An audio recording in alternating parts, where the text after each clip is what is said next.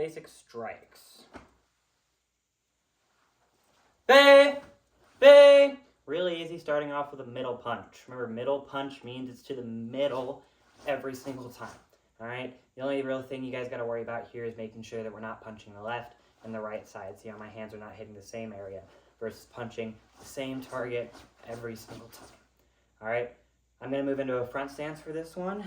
Reverse punch. Alright? Reverse punch, unlike our middle punch, which is over our front leg, is always going to be over our back leg. Alright? So if I switch my feet, well, now my reverse punch is on my other side.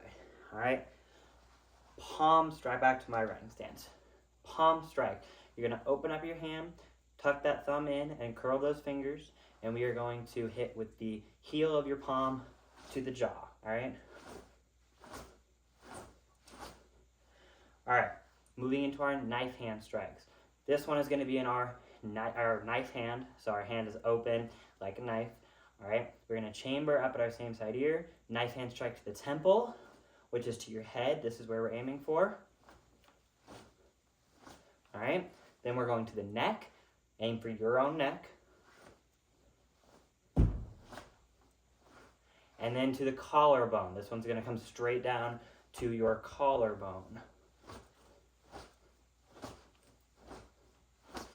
Alright, moving into our spear hand. Our hand once again is going to be open, and we are going to be aiming for the sternum or the solar plexus. That's going to be like right below where your patch is, right here. It's a squishy part, not where the bones of your chest is, but not quite your stomach, alright? Spear hand.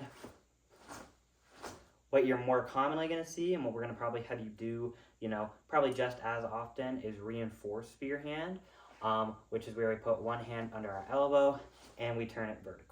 Alright. Next, arc hand. We are going to be aiming for our partner's neck or our opponent's neck. Alright. We are opening up our hand in almost like a C shape here, and we are going to strike.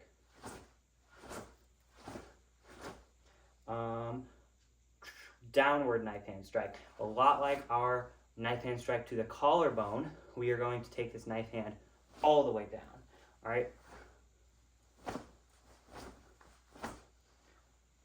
Reverse knife hand.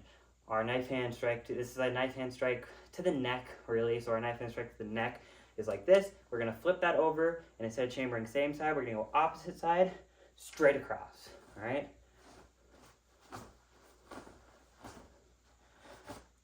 Moving into our elbow strikes. I'm going to go over 5 pretty quick. Front elbow strike, or all of them with our elbow, of course. Front elbow strike. Back elbow strike. Side elbow strike. Up elbow strike. And down elbow strike. Alright. Almost done. Back fist. We are going to chamber. There's 2 ways to do this one. The one that me and Miss Bronte are typically going to show you is that we are going to chamber around where our shoulder is, and we're going to take the back of our fist and hit straight into our opponent's nose or jaw. I like to go for the nose personally, but you can also go for the jaw if you prefer. You may also see it performed from down here up. Alright, just a little bit longer of a time to actually get it up to where our target is. Knee strike. This one is not with our hands, actually. It's going to be with our knees, and it's pretty easy. It's just what it sounds like. Knee strike. All right. Next one, I'm going to step into our striking stance first. For those of you guys who don't know this, don't worry. It is in our stances video, so go watch that. We are going to have our hands way up here. It's a lot smaller than our normal fighting stance. Our jab is going to be with our front hand here. All right, jab is every time our front hand. Our cross is going to be our back hand. So typically you're going to see jab, cross, jab, cross. If we switch hands, or switch feet, we are now jab, cross, all right? And in our striking stance, we're also going to do our uppercut and our hook. So our hook is when we are going to make a curve with our hand. All right, hook punch. And our uppercut is going to be coming from down low, moving upwards, all right? It can be done with either hand. I prefer to do backhand for both of these, but either one of these is fine. Finally, moving back into our riding stance, we're going to go over our 2-knuckle and 4-knuckle strikes. We don't do these in class almost ever, really, because they're not that practical, but they're good to know. Our knuckles are going to be these parts of our fingers right here. A 2-knuckle strike, we're going to put 2 of these forward and attack with it. However you might want to do that.